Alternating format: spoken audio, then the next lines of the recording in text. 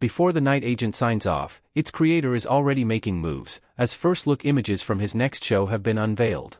Created by Shawn Ryan, based on Matthew Quirk's novel, Netflix's action thriller follows a low-level FBI agent who becomes involved in a dangerous conspiracy involving the Oval Office. The Night Agent premiered in 2023, has become one of Netflix's most-watched shows, and is currently filming its fourth and final season, set for release in late 2026 to early 2027. Now, ahead of The Night Agent Season 4, creator Shawn Ryan's next show, American Hostage, has been unveiled via Entertainment Weekly.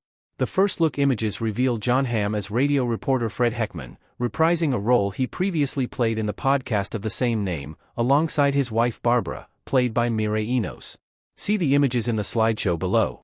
Shawn Ryan has partnered with Eileen Myers, Big Love, Mad Dogs, for American Hostage, based on the first season of the 2022 podcast, which follows Jon Hamm as Fred Heckman, a respected Indianapolis radio journalist in the 1970s who becomes drawn into a tense situation when a hostage-taker insists on appearing on his widely followed news program.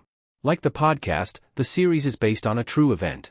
In 1977, Tony Kuritzis, played by Giovanni Ribisi, took his mortgage broker, Richard Dick Hall, played by Christopher Polaha, hostage, strapping a shotgun to the back of his head after Hall denied him an extension on his overdue mortgage.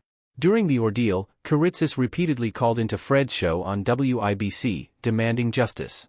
Meanwhile, Fred's wife Barbara served as a go-between, communicating with Dick's wife, Ibby, played by Kat Cunning.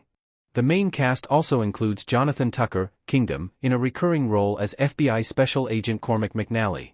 Talking to EW, co-showrunner and executive producer Shawn Ryan describes Fred as a man of strong morals, with deep integrity, both of which are tested during the hostage situation.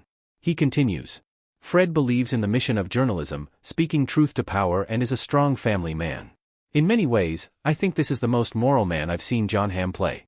The trouble for Fred comes when his personal life intersects with this crisis. I think one of the strongest moments of the series is when Fred feels compelled to publicly reveal a family secret to earn Tony's trust and avert a deadly end to the crisis, but causes a rupture in his marriage as a result. The podcast served as the foundation for the series, with Eileen Myers explaining that it allowed them to broaden the story's Indianapolis setting and introduce additional characters. One of the pros was having Jon Hamm's voice in our heads as we were writing, the co-showrunner notes. I didn't feel like there were cons, just that we needed to rethink and reinvent. American Hostage also departs from the original material by exploring Fred's relationship with his father and how some painful experiences there inform his current dilemma, Myers explains. Fred is pushed to his limit over these 3 days. He wants to do the right thing, but it's at a great personal cost. Shawn mentioned the tension it creates in his marriage.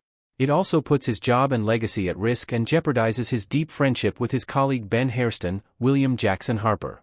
Ryan and Myers both credit their personal ties to the original podcast for giving the story a strong cinematic quality.